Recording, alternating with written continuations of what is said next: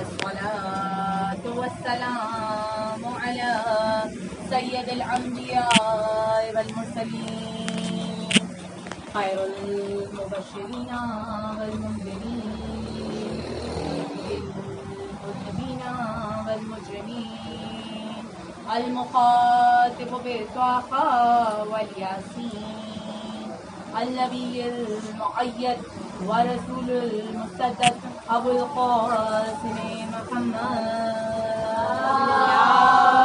اللهم صل على محمد وآل محمد والصلاة على نبيه ووسيله ووزيره وعمينه وأخيه وناطق الحجته وباب الحكمته وذريته سيد المسلمين امیر المؤمنین علی ابن ابی طالب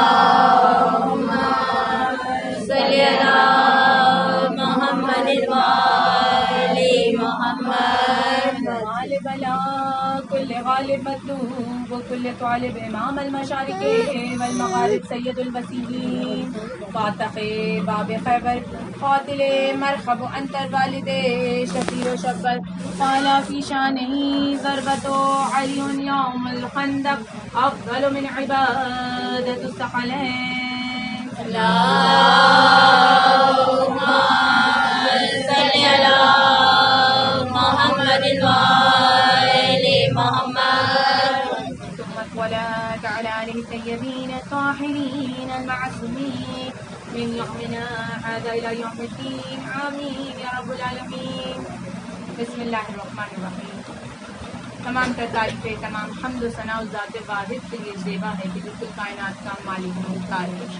وہ معبود برحق کے جس کے قبضہ قدرت میں ہماری موت و حیات وہ جو بہترین رحم کرنے والا ارحم الراحمین ہے سب سے زیادہ رحم کرنے والا وہ جو احسن الخالقین ہے بہترین خلقت کو انجام دینے والا کیسا بہترین خلقت کو انجام دینے والا کہ کائنات کا ذرہ ذرہ اس کی بہترین خلقت کی گواہی دیتا ہوا نظر آتا ہے وہ جو ماؤں کے رحموں میں بہترین مصوری کرتا ہے وجود کائنات دیکھیے انسان نے بہت ترقی کر دی بڑی بہترین چیزیں بنائی مضبوط سے مضبوط عمارتیں بنائی مشینری میں چلے جائیں تو تیز رفتار برق رفتار ٹرینیں ہماری جہاز بہت مضبوط مشینری بنا دی انسان کی بلند و بالا عمارتیں کھڑی کر دی لیکن کیا انسان کی بنائی ہوئی کوئی چیز مکمل اور کامل ہے کیا وہ ایسی کہ اس نے بنا دی اور ہمیشہ کے لیے بن گئی بس ختم کہانی نہیں انسان کی بنائی ہوئی ہر شے میں نقص ہے کچھ وقت گزرے گا وہ شے ناقص ہو جائے گی مکمل اور کامل بنانے کا اختیار صرف اس احسن الخالقین کے پاس ہے کہ جس شے کو خلق کیا ایسا دوام بخشا ایسا مکمل خلق کیا اسے بار بار خلق کرنے کی ضرورت نہیں ہے اگر وجود کائنات کو تو دیکھیے کہ کتنی حسین کائنات بنائی ہے ہر شے سے اس کی جیسی شے بن رہی ہے اسی سے اس کی دوسری تصویر نمایاں ہو رہی ہے بنی آدم حضرت آدم کو اتارا اب حضرت آدم سے نسل کیسی چلی کہ سینکڑوں انسان کائنات میں موجود ہے ہر شخص سے اس کی اولاد اس دنیا میں آ رہی ہے ہر درخت سے اس جیسا درخت پیدا ہو رہا ہے ہر چرند سے اس جیسا چرند ہر پرند سے اس جیسا پرند ہر پودے سے اس جیسا پودا نمودار ہو رہا ہے کائنات نے ایک نظام کو جاری و ساری کیا دن اور رات باری باری اپنا نظارہ دکھا رہے ہیں موسم وقت پہ تبدیل ہو رہے ہیں فصلیں اپنے وقت پہ اگ رہی ہیں ایک مکمل جاری نظام اس نے شروع کیا بار بار خلق کرنے کی اس کو ضرورت نہیں ہے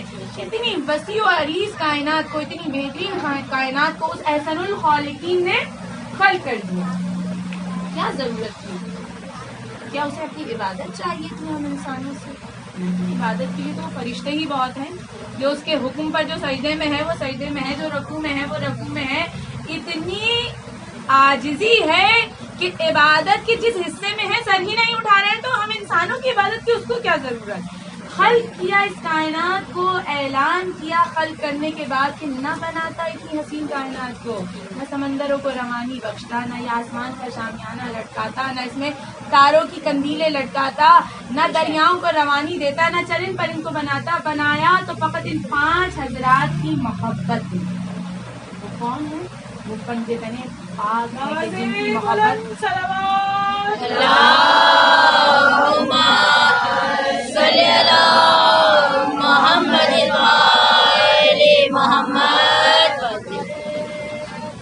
یا علی یا علی اللہم صلی علی محمد وآل محمد. ان 5 عظیم ہستیوں کی محبت نے ایک وسیع اور اس کائنات کو خلق کیا. اچھا محبت خود کو بھی ہے.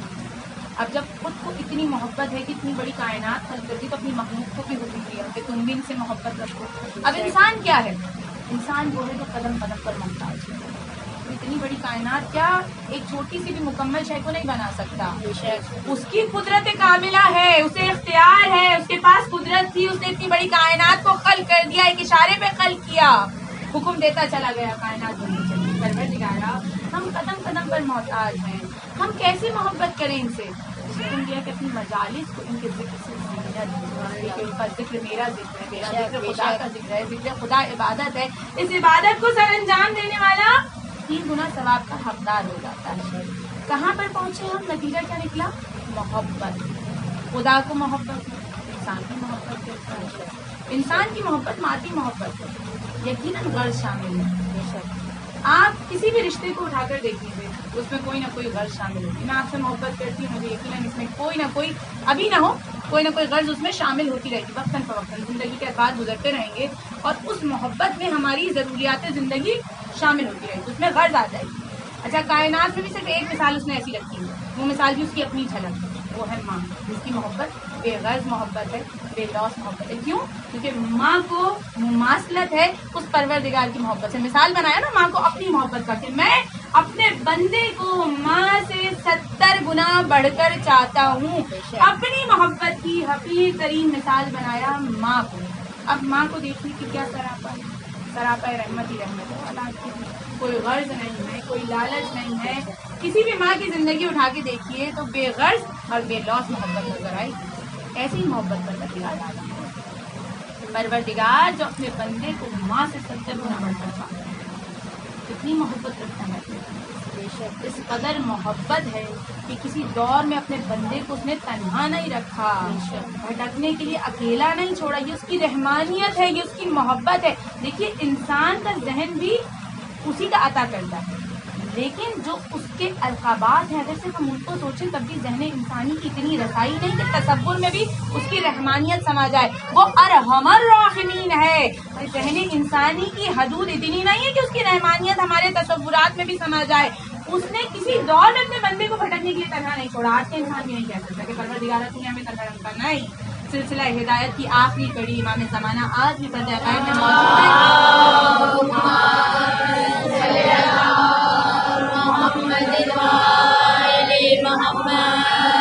سلسلہ ہدایت آج بھی پردہ غیب سے جاری ہے, اور فیضیاب ہونے والے فیضیاب ہوتے ہیں. وہ کون ہیں؟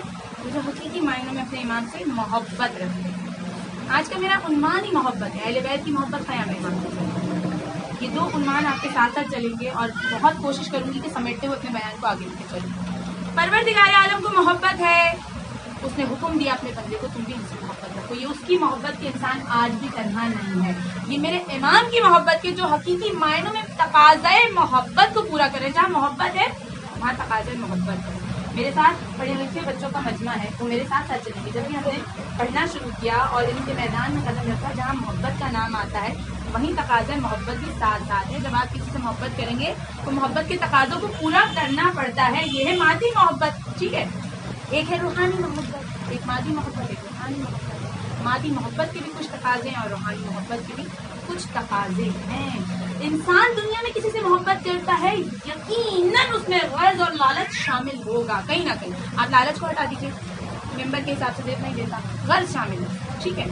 چاہے وہ غرض معمولی ہو, اس کی نوعیت درمیانہ ہو, یا بہت اوپر درجے کی غرض ہو, اس میں غرض شامل ہوتی ہے. پروردگار عالم ہے کہ اس کی محبت ہے کہ بے غرض محبت ہے, یا ماں ہے کہ جس کے لیے اولاد کی محبت بے غرض نہیں ہے, یعنی اس میں کوئی غرض اس کی شامل نہیں ہے, کوئی لالچ نہیں ہے. اولاد کے لیے بے لوس خدمت ہے اس کے پاس, بے غرض محبت ہے. اسی طرح ذات پروردگار عالم کو اپنے بندے سے محبت ہے، ہر قدم پر نعمتوں سے اپنے بندے کو نوازتا ہوا نظر آ رہا ہے، اور ان نعمتوں میں سے ایک نعمت جو ہمارے پاس امتیاز ہے، جس پر ہمیں فخر ہے، وہ یہ فرش اعضاء امام حسین۔ یہ ہمارا ذاتی اختیار نہیں تھا، ہم اس فرش اعضاء پر بیٹھے، یہ اس کی عطا ہے، جتنا شکر کریں کم ہے۔ خدا دیتا کسی کافر کے گھر میں کیا کریں، کچھ نہیں کر سکتے، ذاتی اختیار نہیں تھا نا، یہ اس کی عطا کرتا نعمتوں میں سے ایک نعمت ہے، ادھر آل محمد سے منسوخ کر دیا، اہل بیت کے چاہنے والوں نے اتارا، اس کو خود کو محبت کی، اپنے بندوں کو حکم دیا کہ ان ہستیوں سے محبت رکھو۔ نعرہ تکبیر، اللہ اکبر، تکبیر، اللہ اکبر، نعرہ رسالت، یا رسول اللہ، نعرہ رسالت، یا رسول اللہ، حیدری، یا علی، یا علی، بلند صلوات، اللہم صلی علی محمد وآل محمد۔ محبت کا ایک طریقہ کار پروردگار عالم کی طرف سے ہمیں رسول خدا کے ذریعے سے مل گیا کہ ہم اپنی مجالس کو مولا کے ذکر سے زینت دیں۔ اب تقاضۂ محبت کیا ہے؟ زینت تو آپ نے دے دی، کیا فقط اتنا ہی ہمارا فرض بنتا ہے کہ ہم آئیں مجالس اللہ منعقد کریں، ذکر کیا اور اٹھے اور ہم چلے گئے، کیا ہمارا فرض پورا ہو جاتا ہے؟ بتائیے، کیا ہم نے فقط سنا، یہاں چادر پڑھائے، ہمارا فرض پورا ہو گیا، ہم چلے گئے؟ کیا ہم نے اس حکم پر عمل کر لیا؟ اپنے آپ سے سوال ہے، میرا بھی اپنے آپ سے سوال ہے، آپ بھی اپنے آپ سے سوال کیجیے، کیا تقاضۂ محبت ادا ہو گیا؟ فقط سن لینا کافی ہے یا فقط کہہ دینا کافی ہے؟ میں نے یہاں سے پڑھ دیا یہ کافی ہے؟ مجھے تو نہیں ایسا محسوس ہوتا کہ میں نے صرف کہہ دیا اور کافی ہے، جب تک کہ میں خود عمل نہ کروں۔ اب مجھے شدت پیاس ہے، میں یہاں ممبر کے قریب بیٹھی ہوں، جب تک میں اپنے کسی سامنے والے سے پانی نہ طلب کروں اور فقط ذہن میں یہ چلتا رہے کہ مجھے پیاس لگ رہی ہے، کیا وہ پانی اٹھ کے میرے پاس آئے گا؟ نہیں آئے گا۔ عمل کی ضرورت یہاں پر صرف اتنی ہے کہ مجھے اشارے سے کسی سے پانی کو طلب کرنا ہے، جب تک میں مانگوں گی نہیں، اپنے ہاتھ کو یا اپنے لبوں کو جنبش نہ دوں تو وہ پانی اٹھ کے میرے پاس نہیں آئے گا۔ یہی مثال میں نے آپ کو اس لیے دی کہ زندگی میں فقط کہہ دینا یا سن لینا کافی نہیں ہے، جب تک کہ اس پہ عمل درآمد نہ ہو۔ ہم نے سنا، پڑھنے والے نے پڑھا، ہم چلے گئے اور اپنی زندگی میں مصروف ہو گئے، کیا یہ امام حسین علیہ السلام سے محبت کا تقاضا یہ پورا ہو رہا ہے؟ کیا آپ کا تقاضۂ محبت پورا ہوتا ہے؟ ہمارا فرض یہیں پہ اختتام پر آتا ہے۔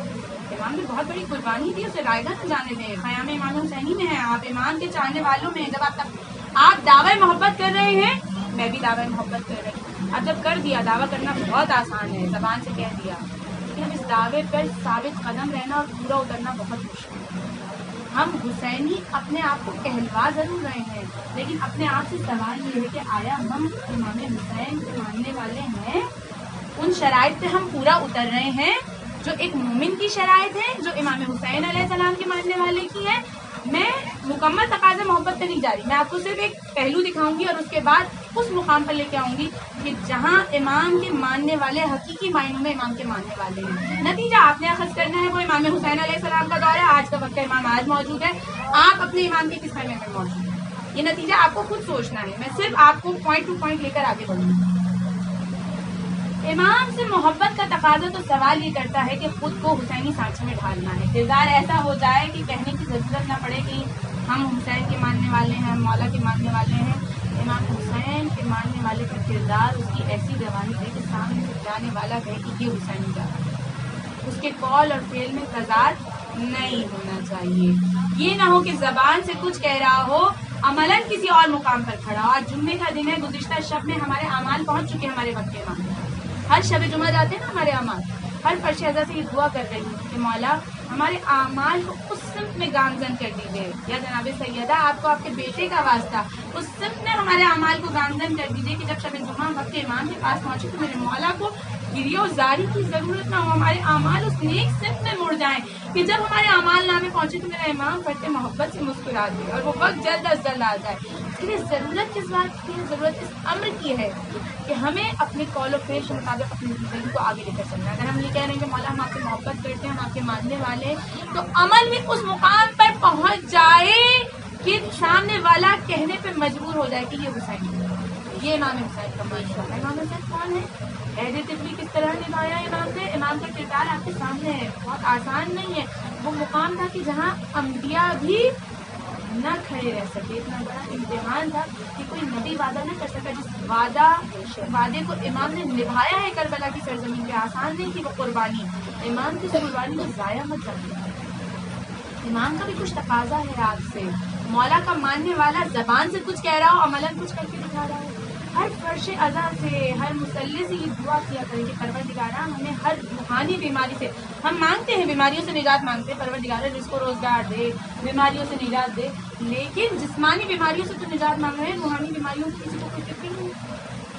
ہمارے درمیان ہمیں دیکھنا کہ بہت سی بیماریاں ایسی ہیں جنہوں نے ہمارے اعمال کو کمزور کر دیا، اور بہت سی وہ ایسی بیماریاں ہیں جنہیں ہم بہت آسانی سے کر جاتے ہیں. بالفرض محال جھوٹ، غیبت، حسد، یہ وہ روحانی بیماریاں ہیں جنہوں نے ہماری جڑوں کو کمزور کر دیا. کس طرح کمزور کیا؟ یقیناً ہم دور آخر میں اپنی زندگیوں کو گزار رہے ہیں، جس کے لیے ائمہ نے فرمایا کہ یہ وقت اتنا مصیبت کا وقت ہے کہ انسان اگر با ایمان سوئے گا، سب سے مصیبت کا کام ہے اپنے ایمان کو سلامت رکھنا. یعنی ایمان میں مشابہت کس سے دی کہ ہاتھ پہ کوئلہ رکھنا آسان ہوگا، جو کہ بہت مشکل کام ہے. کیا اگر ہم پریکٹیکلی اپنی موجودہ زندگی میں سوچیں، کیا حقیقی زندگی میں آسان ہے کوئلے کو ہاتھ پہ رکھنا؟ بہت مشکل ہے. امام نے فرمایا کوئلہ رکھنا آسان ہے، ایمان کو سلامت رکھنا دور آخر میں اس سے زیادہ مشکل ہوگا. انسان صبح کو اگر ایمان کے ساتھ جاگے گا تو شام میں اس کا ایمان سلامت نہیں ہوگا. رات کو ایمان کے ساتھ سویا تو صبح بے ایمان رہے گا. اتنا مشکل ہے اپنے ایمان کو سلامت رکھنا. تقاضے محبت سے میں نے آغاز کیا، ہمارے لیے مشکل ہے. کیوں؟ کیونکہ ہمارے قول اور فعل میں بہت بڑا تعداد، ہم کہہ کچھ رہے ہیں عملاً کہیں اور کریں گے. جب تک اس عمل کو ہم اپنے قول کے مطابق اس سانچے پر، امام کے بتائے ہوئے رستے پر نہیں لائیں گے، تب تک کی مشکل ہمارے لیے کوئلے سے کہیں زیادہ مشکل ہے. یقین مانے اگر ہم نے اپنے کردار کو سانچے میں ڈھال دیا تو وہ کوئلہ رکھنا کوئی مشکل نہیں ہے. ہمارا کردار اس سانچے میں خود بخود ڈھلتا چلا جائے گا. نیکی کے لیے نا کہ ایک قدم آپ آگے بڑھائیے تو آگے کے 10 قدم پروردگار خود مدد کرتا ہے. تو یہ ہستیاں خود آپ کی مددگار بن جائیں گی. کس طرح؟ آپ کو تاریخ نے بہت سارے لوگوں کو دکھایا. بہت سے ایسے لوگ بھی جو کلمہ گو تھے، مسلمان تھے، رسول کا کلمہ پڑھ رہے تھے، امام حسین علیہ السلام کے ساتھ نہیں تھے، حاجیوں کے لباس میں تھے. امام مکے پہنچے نا مدینہ چھوڑ کے. کل آپ نے امام کی رخصت پڑھی مدینے سے، آپ سب نے سنا، یہاں سے ممبروں سے پڑھا گیا، مرسی میں پڑھا گیا، نوحوں میں پڑھا گیا. امام کی مدینے سے رخصت پڑھی گئی. امام مدینہ سے نکل کر مکے پہنچے. مکہ وہ سرزمین مقدس ہے کہ ہر ایک کے لیے امن کی جگہ ہے، لیکن وہ امن کی جگہ نواسۂ رسول کے لیے امن کی جگہ نہیں بچی تھی. کیوں؟ کیونکہ اس وقت کے مسلمان امام حسین کی شخصیت کو درک نہیں کر رہے تھے. کلمہ پڑھ رہے ہیں، خالق خدا کے چکر لگانا. چکر اس لیے کہہ رہی ہوں، اس کو طواف نہیں کہوں گی. جو ایمان کی اس منزل پر ہی نہیں، جو نواسۂ رسول کو نہ پہچان سکے، تو اسے خانہ کعبہ کے چکر لگا رہا تھا. اگر وہ طواف کر رہے ہوتے تو جہاں امام نے اپنے حج کو عمرے میں تبدیل کیا، وہ بھی اپنے حج کو عمرے میں تبدیل کر امام کے ساتھ روانہ ہو جاتے.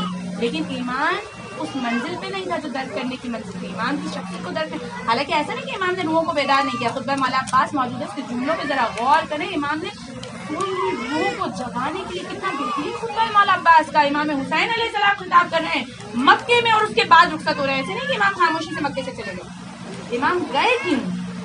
لوگ کہہ دیتے ہیں کعبے میں رک جاتے مولا، بہت آسان تھا کعبے میں رک جاتے، وہاں پہ بہت سے مسلمان تھے. کیا وہ مسلمان مولا کی حفاظت کر پاتے؟ وہ مسلمان جو شخصیت امام حسین علیہ السلام کو درک نہیں کر پا رہے، کلمہ پڑھ رہے ہیں، خانہ کعبہ کے چکر لگا رہے ہیں، امام کو درک نہیں کر پا رہے، وہ امام کی کیا حفاظت کرتے؟ حالت تو یہ تھی کہ حاجیوں کے لباس میں خنجر چھپے ہوئے تھے، احرام میں خنجر چھپائے امام کے خون کے پیاسے یزید کے فوجی سپاہی مکے میں بھیج دیے گئے. جب امام کو یہ خبر ہوئی تو امام نے چاہا کہ کعبے کی حرمت داغدار نہ ہو، اس لیے آپ نے حج کو عمرے میں تبدیل کیا. یہ قربت امام ہے کہ فرزند رسول خدا، فرزند مکہ اور منی موجود ہے، اور امام کو حج کو عمرے میں تبدیل کرنا پڑ رہا ہے. اور امام مکہ کو چھوڑ کے جا رہے ہیں، آسان تو نہیں تھا. پھر بھی امام نے اس عمل کو سر انجام دیا. لاکھوں کا مجمع ہے، لیکن امام کے ساتھ فقط وہ 71 چلے. کربلا کے میدان تک وہ پہنچے جنہوں نے شخصیت امام کو درد کری، جو امام کے خیمے میں آ گئے، جن کی شخصیت کردار کی اس سانچے میں ڈھل گئی جو حسینی کردار، جو امام کے ماننے والے کا. کیوں نہ آ سکے وہ لاکھوں حاجی جو حج کے لباس میں تھے؟ مکے جیسی سرزمین ان کو نہ بدل سکی. جہاں پہنچ جائیں، جب آپ مکے سے واپس پلٹتے نا، حج تو بہت بڑی سعادت، آپ عمرہ کر لیں تو جیسے نو مولود اس دنیا میں آتا ہے گناہوں سے پاک و صاف ہو کے، آپ اس طرح سے نکلتے ہیں. اور یقین مانیے اگر اس مجمع میں کوئی موجود ہو جس نے حج یا عمرہ کیا ہو تو میری اس بات سے اتفاق کریں گے کہ جب آپ حج یا عمرہ کر کے فارغ ہوتے ہیں تو چہرے کا نور ہی الگ بتا رہا ہوتا ہے کہ گناہوں سے پاک صاف ہو گیا.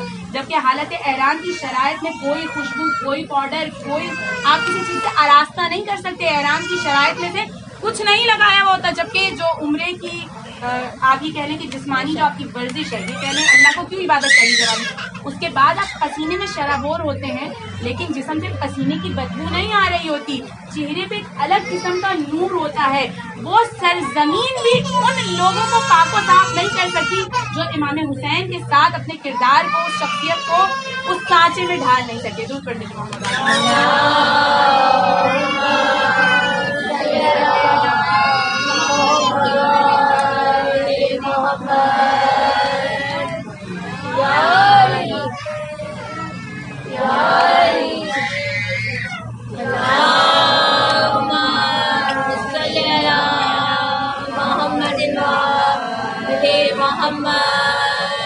حج اور عمرہ بھی ان کی شخصیت کو بدل نہیں سکا. میں اتنا جانتی ہوں کہ مکے جیسی سرزمین بھی ان لوگوں کو نہیں بدل سکی جنہوں نے خود کو بدلنا نہیں چاہا، خود کے کردار کو حسینی کردار میں نہیں ڈالنا چاہا. اب ان لوگوں کے تذکرے کی طرف آتے ہیں کہ جنہوں نے تقاضۂ محبت کو پورا کیا. امام کے لشکر کی طرف دیکھیے. ہم اپنے بچپن میں سنا کرتے تھے جو ابتدائی تاریخیں ہوا کرتی تھی ان میں اصحاب امام حسین علیہ السلام کا تذکرہ بڑا زور و شور سے کیا جاتا تھا، اور ابتدا کی 1، 2 اور 3 تاریخ تک اصحاب امام حسین علیہ السلام کا تذکرہ کیا جاتا تھا، جو آج کل کی مجالس میں بہت زیادہ اس کی کمی کو محسوس کرتی ہوں کہ نہیں ہے. ہم جب اصحاب امام حسین علیہ السلام کو دیکھتے ہیں نا تو یہ وہ شخصیات ہیں جو کل اعصالکم کی آیت پہ پورا اترتے ہوئے نظر آتے ہیں، یعنی تقاضۂ محبت کو پورا کرتے ہوئے نظر آتے ہیں. اور امام کے انہی دوستوں میں سے ایک دوست کا ایک مختصر سا تذکرہ کرتے ہوئے میں مسائل کی وجہ سے منسلک کرتی ہوں. امام کے دوست بھی وہ دوست ہیں جنہیں امام سے اتنی محبت ہے، جناب حبیب ابن مظاہر، کہ جنہیں بی بی زینب کے کہنے پر امام حسین علیہ السلام نے خط لکھا. حبیب وہ حبیب ہیں کہ جنہیں صرف کربلا کے میدان میں امام سے عشق نہیں ہے، بچپن سے عشق کا یہ عالم ہے امام حسین علیہ السلام سے کہ امام کو کھانے پر مدعو کیا ہے. کس نے؟ جناب مظاہر نے اور جناب حبیب نے، یعنی حبیب اور ان کے والد جناب مظاہر نے امام کو مدعو کیا، رسول خدا کو مدعو کیا تھا. امام کمسنی کا عالم ہے. اب بلا لیا مولا کو، لیکن محبت کا عالم یہ ہے کہ اضطراب اتنا بڑا ہوا ہے کہ بار بار چھت پر جاتے ہیں اور جا کر دیکھتے ہیں کہ امام آ رہے ہیں یا نہیں آ رہے، منتظر اس قدر نہیں کہ مولا جلدی سے آ گئے. اب بار بار جب جا رہے ہیں، آ رہے ہیں، حبیب کا پاؤں پھسلتا ہے اور جب گرے تو وہ وقت آیا کہ روح قفس انصاری سے پرواز کرے. اب میں آپ کو تقاضے محبت کی اس منزل پر لے کر جا رہی ہوں. اس دنیا میں یہ ماؤں کا مجمع ہے. آپ سے پوچھا جائے ماں باپ، کسی بھی ماں باپ کو بٹھا لیں، آپ کو سب سے زیادہ کون عزیز ہے، تو 2 ہی رشتے گنوائے جائیں گے، یا اولاد یا اپنے ماں باپ. تقاضے محبت میں انسان کو ان ہستیوں سے زیادہ کوئی عزیز نہیں. دنیا کی کوئی اور ماں باپ ہوں، کسی کا بچہ مر جائے خدا نہ خواستہ تو کیا عالم ہوگا. اب مودت کا عالم دیکھیے، یہ مادی محبت کا عالم ہے. ذرا مودت کا عالم دیکھیے کہ وہاں حبیب کی روح قفس انصری سے پرواز کر گئی. جناب مظاہر کو چاہیے تھا کہ اسی وقت گھر میں صفحے ماتم بچھاتے تھے، نہیں. مودت کس منزل پر ہے؟ حبیب کی لاش کو ایک کمرے میں رکھا اور اب آنے والے مہمانوں کا استقبال کیا. جناب رسول خدا امام حسین علیہ السلام تشریف لائے ہیں اور جناب مظاہر ظاہر نہیں ہونے دے رہے کہ جناب حبیب اس دنیا سے چلے گئے. خاموش ہیں. آنے والے مہمانوں کا استقبال کیا. کچھ ساعتیں گزری ہیں. مہمان بھی تو ایسا ہی ہے، جب میزبان ایسا ہے تو مہمان کو کیوں نہ محبت ہو. ایک مرتبہ امام حسین نے سوال کیا، مظاہر حبیب کہاں ہیں؟ اب مظاہر کیا جواب دو؟ خاموش ہیں. پڑھتے محبت ہے، اولاد ہے نا، آنکھوں میں آنسو آ گئے. جب آنسو آ گئے رسول خدا جانتے ہیں، کہا مظاہر ہمارے میزبان کو تو لے کر آؤ. کہا رسول خدا حبیب بہت منتظر تھے، حسین کے آنے کے لیے بہت بے قرار تھے، بے قراری میں بار بار اوپر نیچے چکر لگا رہے تھے. رسول خدا فرماتے ہیں مظاہر ہم جانتے ہیں کہ کیا ہوا، ہم نے تم سے کہا ہمارے میزبان کو یہاں لے آؤ. اب جب جناب مظاہر جناب حبیب کی لاشیں کو اٹھا کر لائے ہیں، امام حسین علیہ السلام نے پڑھتے محبت سے سر پر ہاتھ پھیرا، اے میرے دوست کھڑے ہو جاؤ، تمہارا مہمان ہو. حکم امام ملا، یہ تقاضۂ مودت ہے. حبیب اٹھتے چلے گئے. وہ زندگی جو امام حسین علیہ السلام کے صدقے میں ملی، حبیب نے اس کو پھر وقف کر دیا. حسین کی محبت اور عشق تو پہلے ہی حبیب کو اس قدر بلندیوں پہ تھا کہ جسے الفاظ میں بیان نہیں کیا جا سکتا.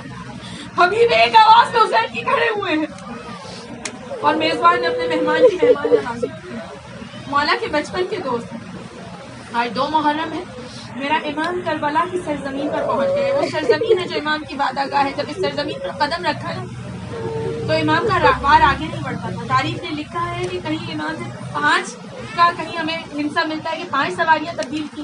اور کہیں 7 سواریوں کے متعلق ملتا ہے کہ امام نے کربلا کی سرزمین میں پہنچ کے 7 راہوار تبدیل کیے، لیکن جب سواری آگے نہیں بڑھی نا تو میرے امام نے سوال کیا اس سرزمین کا نام کیا ہے؟ چاہنے والے جانتے ہیں، نہیں بتانا چاہتے. کوئی کہتا ہے مولا اسے ماریا کہتے ہیں، کوئی کہتا ہے مولا اسے نینوا کہتے ہیں، کوئی کہتا ہے مولا اسے شد فرات کہتے ہیں. وہ وقت آیا کہ کسی نے کہا مولا اس سرزمین کو کربلا کہتے ہیں. کربلا کا نام آیا، میرے امام سواری سے نیچے آ گئے، میری بادگاہ آ گئی، حسین اپنی منزل پر پہنچ گیا. جناب یہ کہہ کر سواری سے نیچے آیا، اہل قریہ کو بلایا، کربلا کی سرزمین کو خریدا ہے. اہل قریہ سے امام نے زمین کو ہبہ کیا. ایک مرتبہ جب بہن کو یہ پتا چلا میرا بھائی زمین خرید رہا ہے، زینب نے یہ پیغام بھجوایا ہے بھیا اس زمین کا قبالہ میرے علی اکبر کے نام لکھوا دیجیے گا. ایک مرتبہ تڑپ کر کہا کیسی بستی اور کیسی زمین، اے زینب علی اکبر بھی اسی زمین کی زینت بن جائیں گے. عزادارو خیمے ترائی میں نصب کیے گئے، مولا غازی عباس آگے آگے ہیں. جب خیمے نصب ہوئے امام نے فرمایا عباس یہ دشمن کا لشکر اپنے لیے جگہ پسند نہ کرو. ایک مرتبہ غازی عباس نے کہا اے آقا اس غلام کے ہوتے ہوئے یہ ممکن ہے کہ کوئی آقا کے خیموں کو ترائی سے ہٹا دے؟ امام نے فرمایا عباس ہم جنگ کرنے کے لیے تو نہیں آئے میرے بھائی، ہر مقام پر منزل اطاعت ہے، عباس سر کو جھکا دیتے ہیں. عزادارو وہ وقت آیا جب فوج یزید کے سپاہی کربلا کی سرزمین پر آنا شروع ہوئے. وہ عالم تھا کہ لاکھوں کے لشکر آ رہے ہیں. ایک مرتبہ جناب زینب آگے بڑھی، اے بھیا سامنے تو دشمن لشکر پہ لشکر بھیج رہا ہے، کیا آپ اپنے کسی چاہنے والے کو نہیں بلائیں گے؟ عزادارو زینب کے کہنے پر امام نے بچپن کے دوست کے نام خط لکھا، اے حبیب حسین غریب کا خط، مرد فقی حبیب ابن مظاہر کے نام. اے حبیب حسین چاروں طرف سے نلغیادہ میں گر گیا، اگر مدد کرنا چاہو حسین کی عصر عاشور سے پہلے کربلا پہنچ جانا. قاصد خط لے کر چلے. یہ وہ پرآشوب دور ہے کہ ابن زیاد کوفے کا گورنر ہے، اور اگر پتہ چل جائے کہ کوئی شخص امام کی حمایت کر رہا ہے تو یا تو اسے قتل کر دیا جاتا ہے یا اس کا گھر بار لوٹ کر اسے قید خانے میں ڈال دیا جاتا ہے. اس پرآشوب دور میں جناب حبیب اپنے گھر میں موجود ہے، کھانا سامنے رکھا ہے، لقمہ گلوگیر ہوتا ہے، دق الباب ہوتا ہے کہ قاصد پہنچتا ہے. جناب حبیب دروازہ کھولتے ہیں، خط کو دیکھا، اب جو خط کا متن پڑھا چوما سر سے لگایا. ایک مرتبہ زوجہ نے پوچھا کس کا خط ہے؟ کہا میرے آقا کا خط ہے. ایک مرتبہ پوچھا حبیب کیا سوچتے ہو؟ کہا میں سوچتا ہوں پرآشوب دور ہے، تو یہاں تنہا ہے. یہ جملہ سننا تھا. زوجہ نے کہا وائے ہو حبیب تم پر، آقا تمہیں طلب کرے اور تم یہ سوچو کہ پرآشوب دور ہے. کہا اے مومنہ میں تو بس تیرا امتحان لے رہا تھا. ایک مرتبہ غلام کو بلایا، جا اور میرا گھوڑا لے کے شہر سے باہر چلا جائے. یہ اہتمام تھا تاکہ حبیب اس مقام تک پہنچ سکے جو منزل ہے حبیب کی. غلام گھوڑے کو شہر سے باہر اس انداز میں لے کر چلا جیسے روز ٹہلانے کے لیے لے کر جاتا تھا. جناب حبیب کوفے کی گلیوں میں چھپتے ہوئے اس مقام تک پہنچے. اب جب پرآشوب دور ہے، ہر گلی پر ہر کونے پر یزید کے سپاہی موجود ہیں. حبیب چھپتے چھپاتے جا رہے ہیں. وہ وقت آیا کہ حبیب کو پہنچنے میں کچھ تاخیر ہو گئی. جب کچھ تاخیر ہوئی اور حبیب اس مقام پہ پہنچے تو کیا سنا کہ غلام چونکہ گھوڑے سے بہت مانوس ہے تو گھوڑے کے گردن کو سہلاتا ہوا اسے کہہ رہا ہے کہ اے گھوڑے اگر آج تیرا اور میرا مالک کچھ دیر اور نہ آیا تو میں تجھ پر سوار ہو کے فرزند زہرا کی مدد کے لیے جاؤں گا. حبیب کی آنکھوں میں آنسو آ گئے. آئے فاطمہ زہرا کے لال پر غربت کا یہ وقت آ گیا کہ غلام بھی امام کی نصرت کرنے کے لیے تیار ہے. گھوڑے پر سوار ہوئے، کربلا کے میدان میں پہنچے. جب جناب زینب کو حبیب کے آنے کی خبر ہوئی، ایک مرتبہ اما فضہ سے کہا ہے اما فضہ حبیب کو میرا سلام کہیے گا. یہاں پر فرزند زہرا خود استقبال کے لیے آگے بڑھے، امام دوست کے استقبال کے لیے کھڑے ہوئے، حبیب کو سینے سے لگایا. اما فضہ نے آگے بڑھ کر کہا ہے حبیب شہزادی آپ کو سلام کہہ رہی ہے. عزادارو حبیب نے اپنا سر سینہ پیٹ لیا. آئے میری شہزادی یہ کیسا غربت کا